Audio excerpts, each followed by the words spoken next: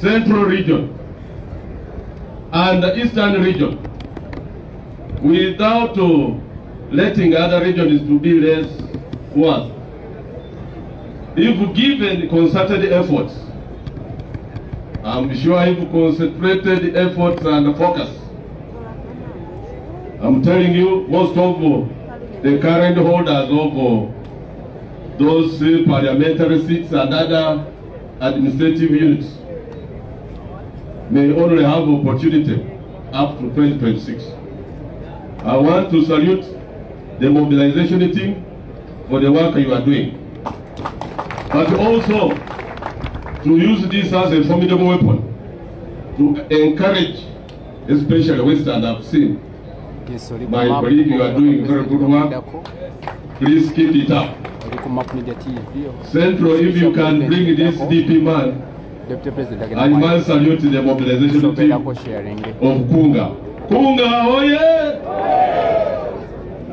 Mr. President, I'm sure members here in the gathering are yearning to hear from you, and my singular duty is but before I usher you in, let me salute my colleagues, members of Parliament, championed by the able leadership of the leader of the opposition, for appending your signatures on that resolution that we have made to demonstrate by word and deed that we are in total condemnation of the wanton abuse and the use of taxpayers' money to compromise the conscience of members to approve whatever the powers that be would want to approve, especially the one that is in the office, the UPDF Amendment Bill 2025 that is in the office.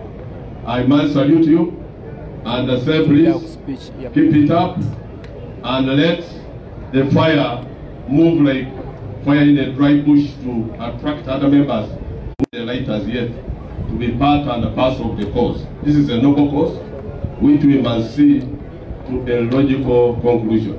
With those few remarks, Your Excellency the President, may I therefore request you humbly to come and address the gathering.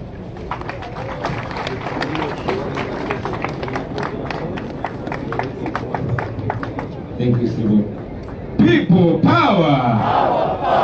Our power! People power! NUP! Everywhere! Everywhere! NUP! People power! Our power! Our power! People power! NUP! Everywhere! Everywhere! NUP! Kunga Uganda, Kunga! Kunga! Kunga Eastern, Kunga! Kunga! Kunga Western, Kunga! Kunga! Kunga Mliwamu, Kunga! Kunga! Please take your seats, ladies and gentlemen. I thank you, Deputy President, Honorable Nambeshe, and we sympathize with you. Warod de Boina, Mama, Mwanyoko, Kuksabira Mukama, Abasuse, Mserani Chichimoba Nange, Basaba Tusabire, Mbaka wa Mukyalo wa Kampala, Honorable Shamim Malende, olwalero bategezebwa nti yalongoseddwa biseera bingi bannaffe tulwawo basa mu ssaala ne tubasa mu ssaala oluusi ng'ekiseera kiyise ali mu ddwaliro lyerimu ewaalise erinnya ebbanga eryo lyonna katusabe Mukama musuuse. But also you should speak to all of us, because this is in real time, that for somebody to survive or to have any hope of survival, they have to be airlifted out of Uganda. Uganda yafuuka limbo, Uganda yafuuka graveyard. Amalwaliro gosuubira okuwonya omuntu tegali mu ggwanga lyaffe, twongere okusabiragana basebo ne banyabo. I want to congratulate first and foremost our winners, the Guild President of Mutesa University. Congratulations, my brother. And in an even more special way, I want to congratulate our brother, now the Guild President of Mbarara University of Science and Technology, Nutu Urubutu Rwabutulumba. Congratulations, my brother.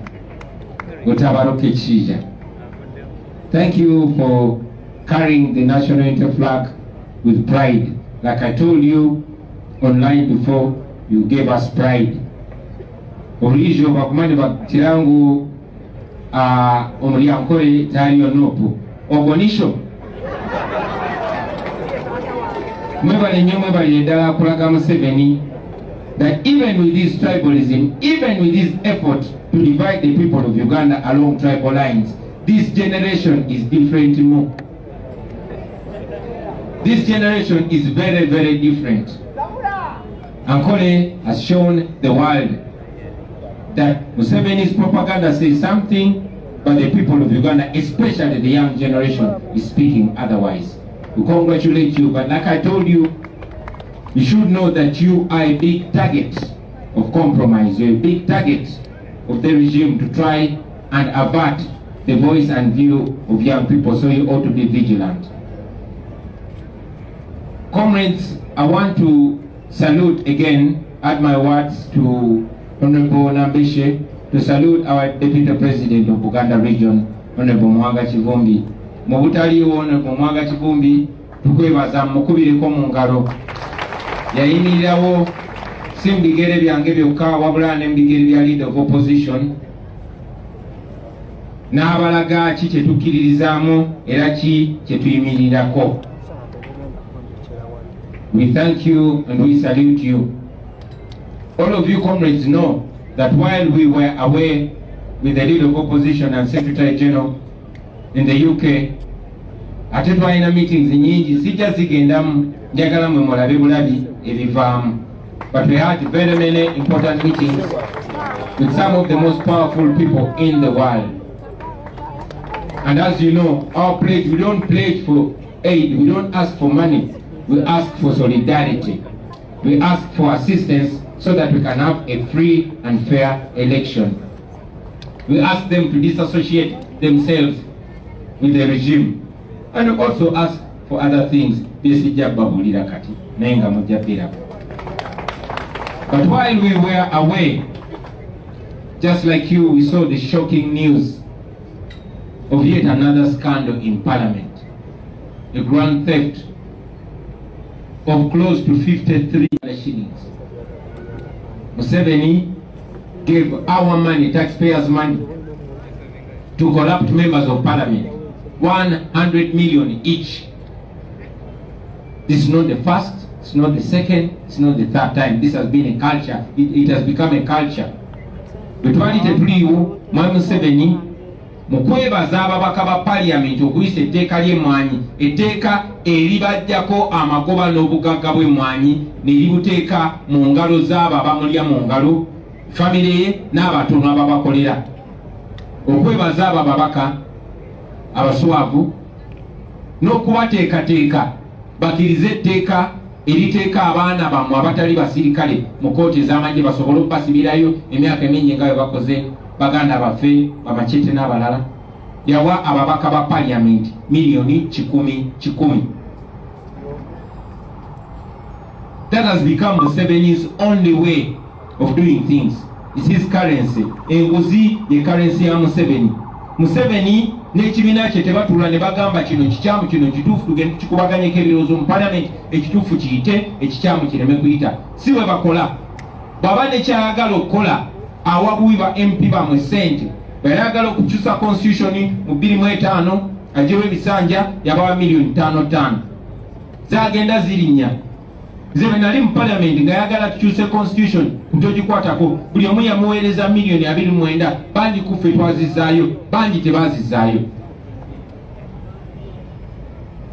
Mu kino ekisanja muze mulaba n'abawaayaana n'abawaayo 3 n'abawaayo 5 kati yabawadde 10. Ng'ekigendererwa kya kukyusa amateeka balemezeewo agaganyigiriza newankubadde kooti ensukkulumu yasalawo. Basebo ne banyabo nga 31 on the 31st of January this year, the Supreme Court of Uganda finally, after going in circle as you know Winnie, finally the Supreme Court decided that it is illegal for civilians to be tried in the Constitutional Court. And the court went ahead and ordered that those civilians should either be released or transferred to civilian courts. 3 months later, Machete, Umar Kato, Sharif Kalanzi, and many others are still in prison. Bacha abasibya baana bamwe oluvanyuma lw'ekkooti ensukkulumu okubata. Bacha abasibye mu bumenyi bw'amateeka. Naye ate Museveni era ayagala kukyusa wadde amateeka gaffe wadde constitution yaffe egamba nti kimenya amateeka. Parliament ogezaako kuyisa etteeka eri overturninga oba erikyusa ekiragiro kya kkooti ensukkulumu. Naye agezaako kikola ekyobumenyi bw'amateeka. That is the reason why he has given every MP 100 million. Basebo ne banyabo kino kyandibadde kyabanyiiziza dda. Mandibadde mwatandise dda n'okubakuba ebibuuzo abo ababaka bammwe.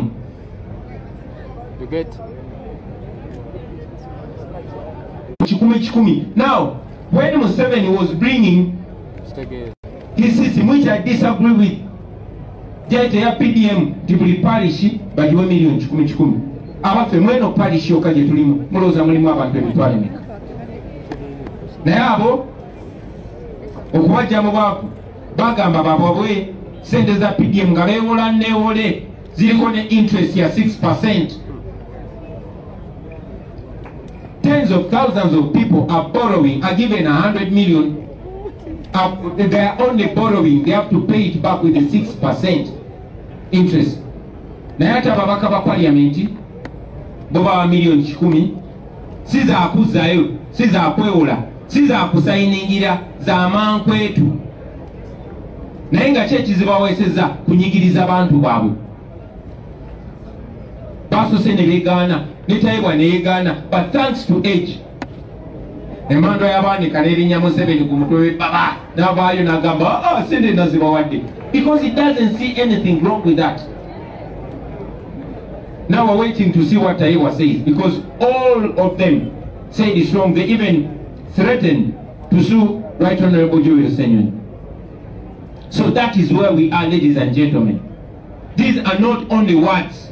Attach sentiments to these words. Attach meaning to these words. 100 million every member of parliament. Now there are 529 members of parliament. Could be some 100 million. That is roughly, that is 52.9 billion. Almost 53 billion shillings. How much change can that money bring in the health sector, in the education sector, in infrastructure and others? Let's try to break it down. 1 billion musatu Museveni yazikutte nazo abamemba ba parliament bamwe bonna oba munfuna bulungi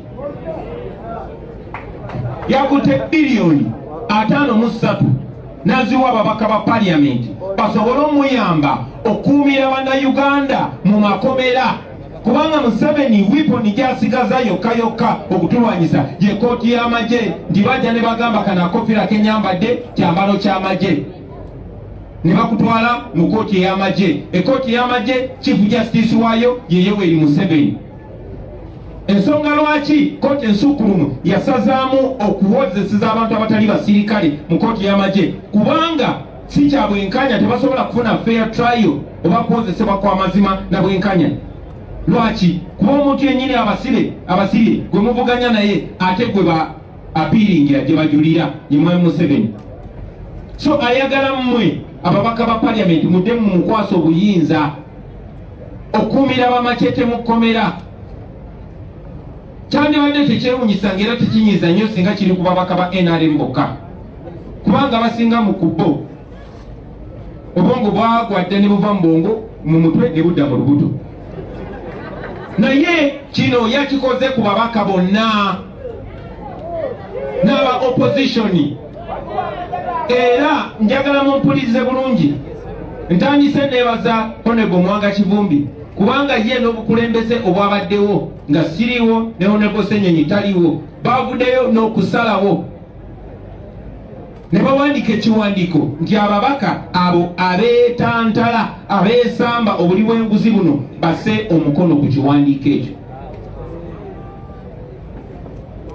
Tubebaza abaffe bonna ssebo basayiniza si bonna tetulina kutuukawo kati nkyajja people power our power tetwakomyawo basebo ne bannyabo kuba n'okusayininga obusayininzi tekimala.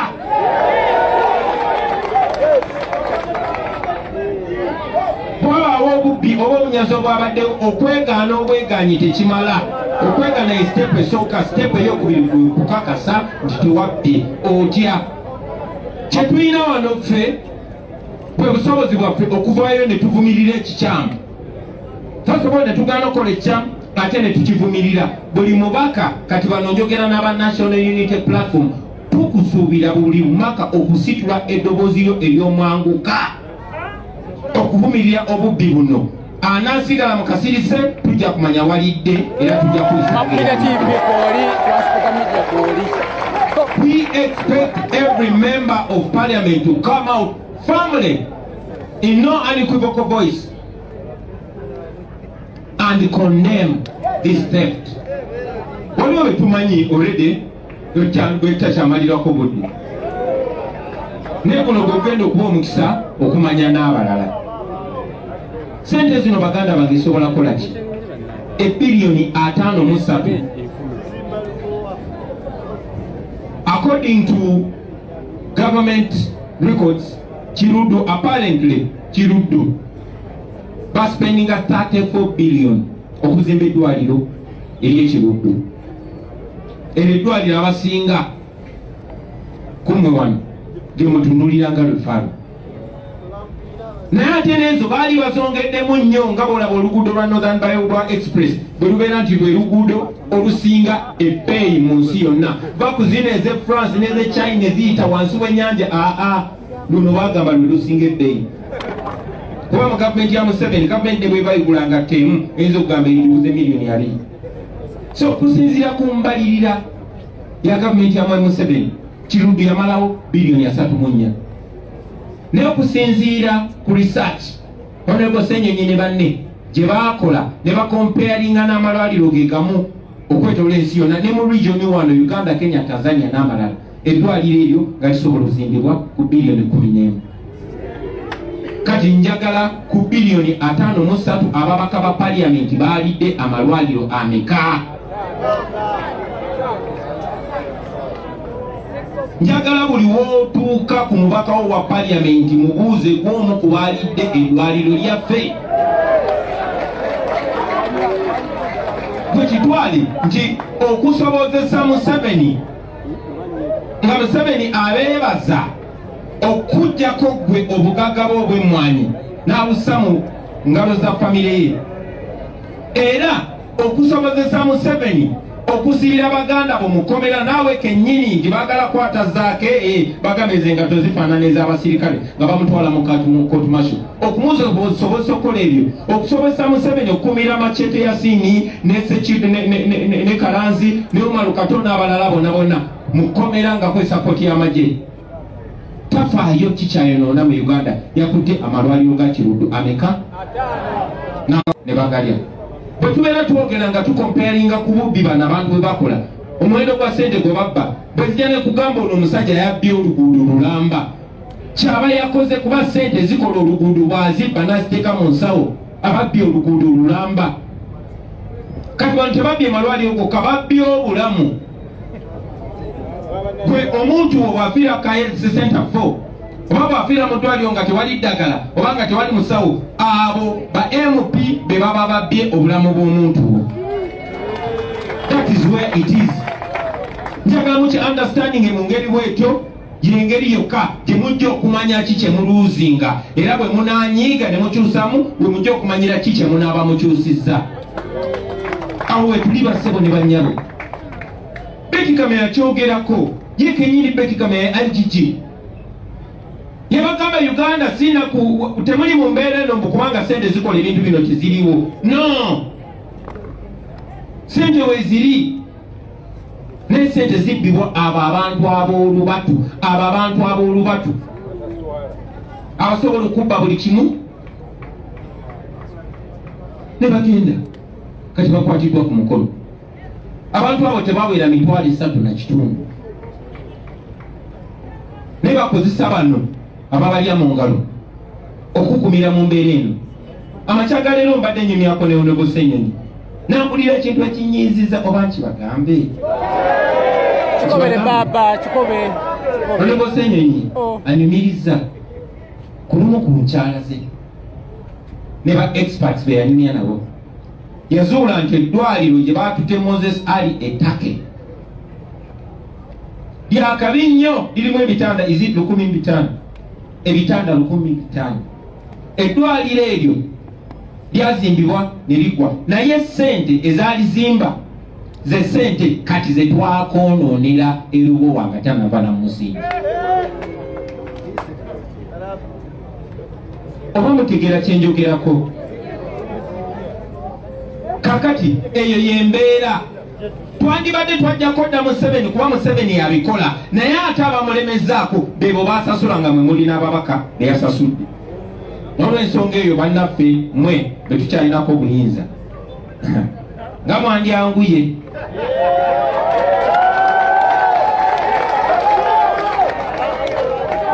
Njagala okusaba bannayuganda nti abo ababaka ba NRM n'abo be mumanyi wadde bakyakutte kaadi zaffe naye nga balya Museveni mu ngalo nga bavadda ku mulamwa gw'abantu, bannange mubatandikirewo bagoba.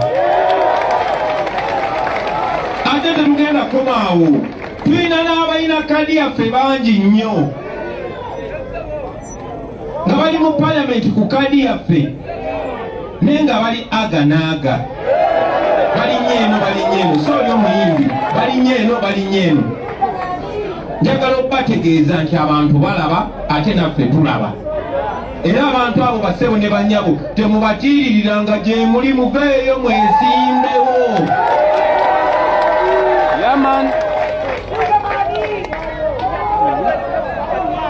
kanfunire muntegeera bulungi, mmwe mulina obuyinza, yemmwe mulina obuyinza. Omusota bwe gukulumira mu kirule kimu eba nsobi, bwe gukuluma omulundi gumu, naye omusota bwe gukuluma emirundi ebiri nga gukulumira mu kituli kimu gwoba n'obuzibu. Ku mulundi guno bassebo ne bannyabo namwe njagala mutunulire enkaliriza. Tulina bannaffe bangi amalinidde ku mulamwa gwaffe, tubibaza. Tulina bannaffe bangi abatagira ku NUP naye nga bayimiridde ku mulamwa. Tubeera eno tulaba batutamaguzi ne tubegomba, ne tununya nsanja ne tubegomba. Olunaku olumu nali mu kuziika taata wa kyuma kya Yesu ne nsanga Honorable Mpalanyi ng'anyumye ayogera ebigambo birungi, bwe twanyumyamu wano nga vuuka mutegere kati ono lwaki tetutambula naye Katonda munene awuliriza essala zaffe. Sebo tutwaniriza tukwenyumirizamu ne bannaffe abalala bagambe nabo tubalinze. Kankwese n'omukisa guno bategeeza mwenna abatwegasseko olwaleero, tubaniriza kyekisookera ddala, tubaniriza nnyo kyemuwulira twogera kye tuli, era buli kimu tukikolera mu ttaala. Okujjako abavudde mu NRM ekyo ekibiina nga kyo kimanyiddwa kyababbi, newankubadde wali abantu bangi abalungi naye agabbi bwe gaba ga boosi oba olina kusirika busirisi. Naye mu abavudde mu FDC, abavudde mu DP tubadde tutambulira wamu, ffenna twajagala kujjako nakyemalira. Naye ate ffe aba NUP twagala mujjako kati ate mu byaddala, so tuwaniriza mu byaddala. Honorable tukwaniriza ne banno bozze nabo namwenna baganda baffe abatwegasseeko. Nina amawulire amalungi gye muli n'amabi, nsooke galiwa nsooke mabi. Bakyawa nnyo, agenda balwanisa nnyo, agenda kufuba nnyo okulaba nga abalemesa n'okuyitamu omwana bana ababeesimbyewo. Age mawulire amabi mbawa amalungi, okusookera ddala mugenda muwangula. Ekyokubiri, abantu bagenda kubeera nnyo ku saidi yammwe. Ekyokusatu, tugassa amaanyi, kye tulwanirira kye kimu. Nengo mulanyombo yagamba nti wemba nwanyisa omulabe nwanyisa mukono gumu kubanga omulala kuba gukuba baganda bange bagizako kontema entiga kati abotema entiga bakendedde. Nsanyuse nnyo balaba, nsanyuse nnyo n'okulaba omwami wa Ssaabasajja. Munnange nno mulina kubeera naffe, buli obusajja tewagala beene wasabula ne Buganda ku mapu ya Uganda n'ebiranja biggamanga tubeera. Ladies and gentlemen, lwaki sikomaawo?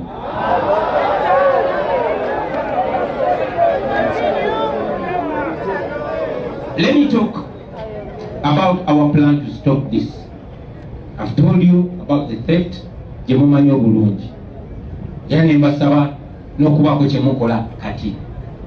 I've told you about the injustice that is being done in the court martial which Museveni uses. Kyagulanyi omukigo yegwe nashemerwa okuleba ki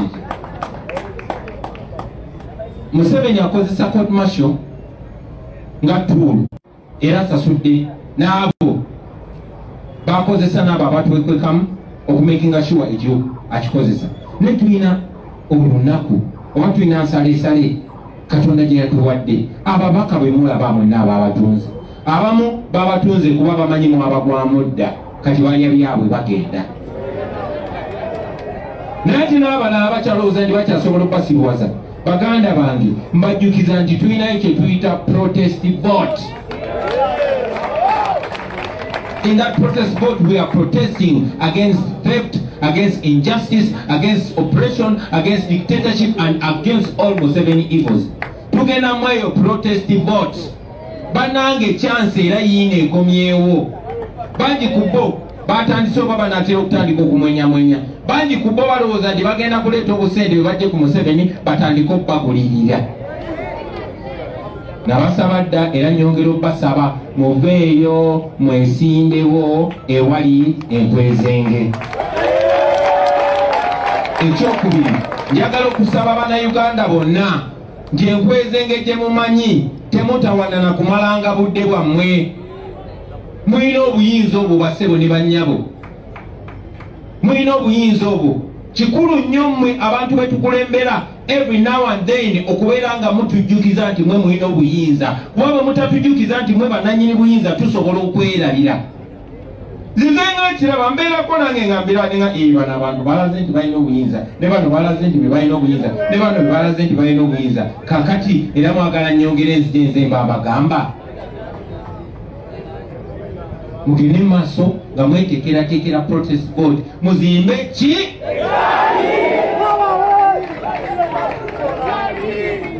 Kitwakola ekawempe tusobole okikola okwetoola eggwanga lyonna lyonna lyonna. Banange tusobola okikola ekyo, tusobola okikola era tukikole. Njagala okubasaba musapootinge abakulembeze be mulaba abayimirira ku miramwa gyammwe. Ate abo Museveni bakozesa mubalage nti mmwe bannannyini nsi. N'ebigambo ebyo bassebo ne bannyabo mbawaggulu nga mbawelkaminga. Aba West twabakira munonga abakobanje, ab'omu East tubaaniriza nnyo, ab'omu Central tubaaniriza nnyo. Abakulembeze bannaffe mwenna tubenyumirizaamu, tubaddeyo nga tubeegomba okola nammwe. Kati muli wano naffe tukolaganire wamu.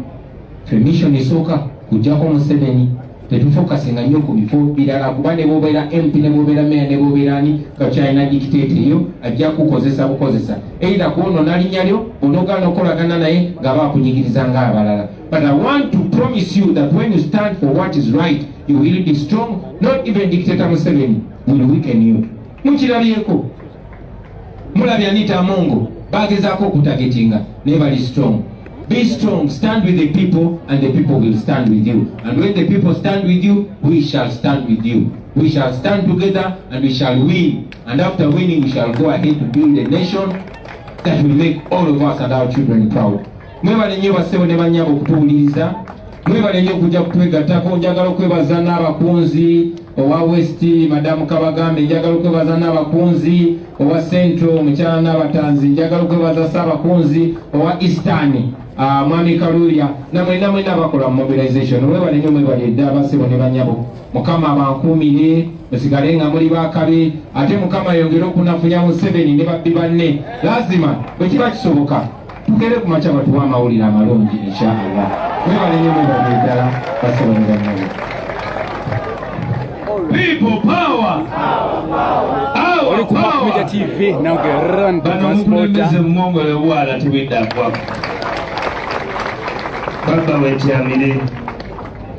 wetyamire. Simanyi oba ebyo bigambo waswaba wabitegedde musajjawo. Okusawa waswaba wasimanyi oba bitegedde naye Pulezidenti atukoze obulungi obutagambika. Mwebale nnyo mwebalire ddala. Tugenda kufunayo ebibuuzo bitono nnyo, tebijja kusuka bibuuzo 3. Ate ebibuuzo nga bya nsonga. Ndegayirike tubuze ebibuuzo eby'ensonga. Ebibuuzo eby'ensonga. Let's have 3 questions. Njagala Mr. President olina abantu bo, olina abantu aba social media abawangalire Bulaaya, Paul Musi abeera Kata naye yakomyewo, webale nnyo Paul Musi, nvuuka oyo mulwanyi nnyo. Waliwo n'omukyala omulala, waliwo omukyala omulala TikToker Motive, omukyala oyo aliwa naye abadde abeera bweru. Amanya ge ye Scovia mu Africa. Scovia mu Africa ali ludda boba wali Scovia mu Africa awangalira naye. Mwebale nnyo mwebalire ddala. Let's have the questions please. There are no questions. Mr. President otanyiza n'omala buli tusonga donna. Mwebale nnyo mwebalire ddala. Yes, Scovia, please. Bangambye nti omukyalo oyo, she does a very phenomenal job.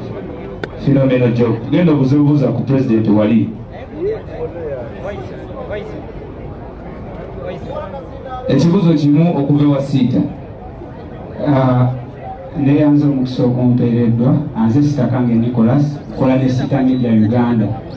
Ekibuuzo kyange kive mu bbaluwa ya Mwami Museveni gye yawandiise ng'addamu Honorable Mwanga Kivumbi ayayogedde ku nsimbi obukadde 10 anaalaga nti opposition waliwo foreign aid oba foreign funds zeefuna naye opposition tezoogerako era Honorable Mwanga Kivumbi ne leader of opposition tebazoogerako. So ekyo ekibuuzo mbadde nsaba bakiddemu waneeno neyanziza. Okay. Yagambye nti yayogedde ku ssente z'ebisiyaga eziyingira miliyoni 6 ndowooza kyekibuuzo kye n'ayagala. Amaliriza. Let us have Bwegire. Senior journalist.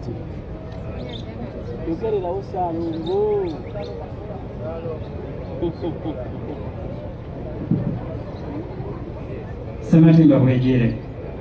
Mr. President, ogambye ababaka ba Parliament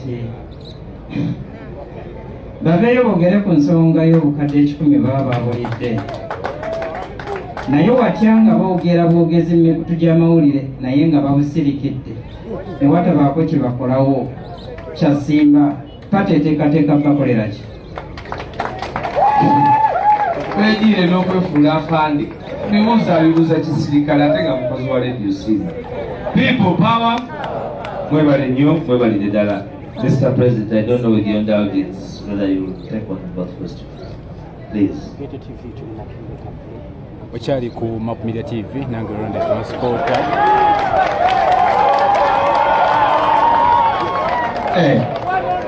Namusudiza. Njukemu 360. Thank you very much. Siita abuuzizza ku bbaluwa ya Museveni yagambye nti nga ab'opposition bo balina ssente ze bajja ebweru sikitegedde Museveni kyali ategeeza konye nti naye kabbe ezaffe ezawano tetukitegedde. Mwami Museveni nange njagala mubuuze nga sinayanukula kibuuzo kino. Ye kubanga agamba nti waliwo ssente zalowooza zetujja e Bulaaya ng'aba opposition, teyagambye ba opposition ki, wa opposition nnene nnyo mu Uganda. Tyaba opposition yalowooza waliwo ssente ze bajja e Bulaaya. Ko naye nti kabbe ezaffe ezawano ekyanakiddamu bw'anaaba azuukuse. Njagala obategeeza bassebo ne bannyabo nti tewali ssente zetujja mu bazungu zonna. Ssente zetujja e Bulaaya weeziri zibawa mu bannayuganda nga mwe bakadaama bano. N'awayo $5, n'awayo $10, n'awayo $1 meka be bajjanjaba bano abaana be tubeera nabo ng'ogasseeko ssente zaba MP ziba mu ba MPs. Amafuta ge tuvuga, emmere abaana gye balya, okukyalira abasibe. Yes, bannayuganda bangi babeera wano, tetusobola boogerako ababeera wano kuba mumanyi ekiyinza okubatuukako. Naye abalala bannayuganda abava e Bulaaya be batusapootinga. Abo be mulaba baasikaali akeera kuvuga baasi, akeera ku train, akeera kwera street, beebo abatusapootinga kubanga bangi nnyo. Museveni abasindikirize nabo bagala nkyukakyuka. Bwabaawo ssente endala Mwami Museveni zalowooza zetujja e Bulaaya, twagala aleete evidence ku nsonga eyo, kuba ffe tulina evidence nti ayina ez'ebisiyaga ze bamuwa.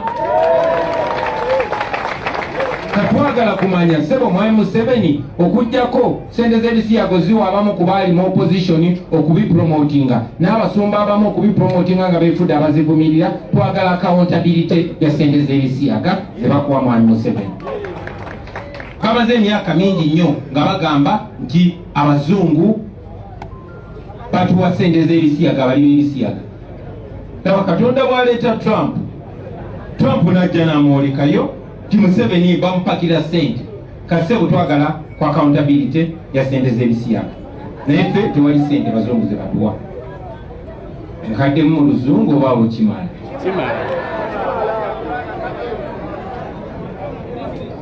Thank you, Kulu Musana.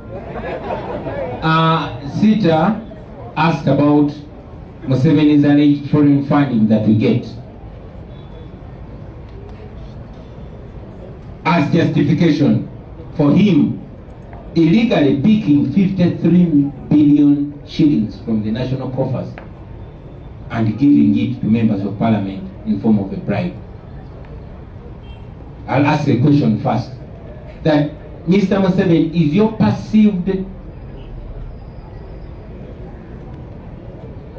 perceived information that we get funding from foreigners justification for you to pick 53 billion shillings of taxpayers' money and use it to bribe MPs to avert a decision of the Supreme Court? That's your question, your answer when you wake up.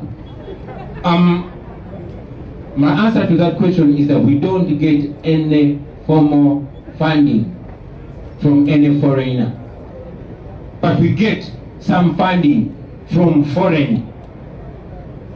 We don't get it from foreigners, we get it from abroad, from the Ugandans, the common Ugandans that are working, the housemaids, the security guards, the bus drivers, and all other kinds of Ugandans.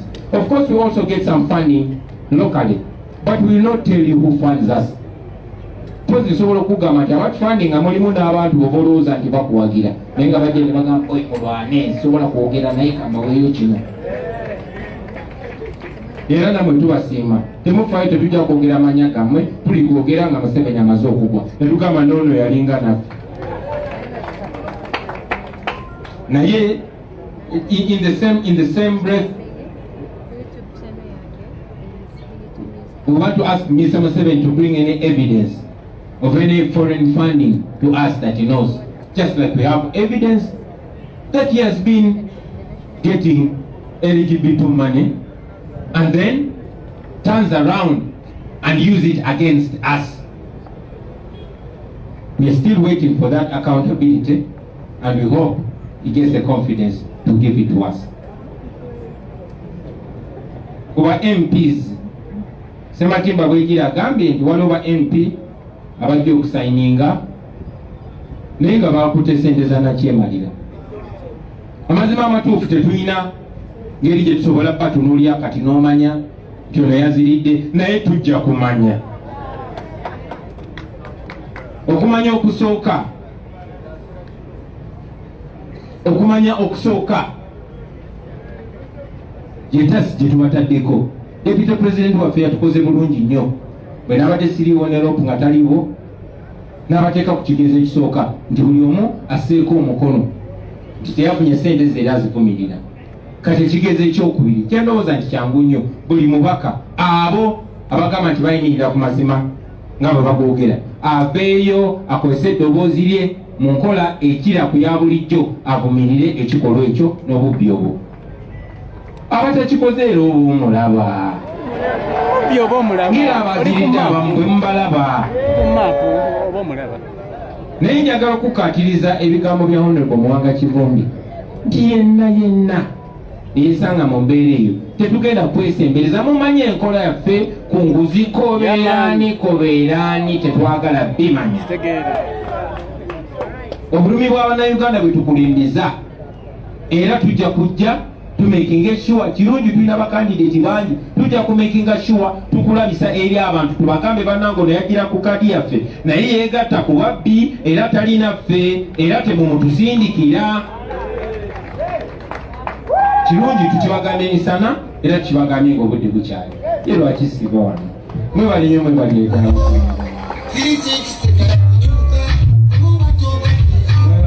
mwebalire ddala muwagire abantu baffe Henzo Entebe Waswa naye alinayo nga 26 fight abantu baffe babeeremu abalina talanta nga ba National Unity Platform.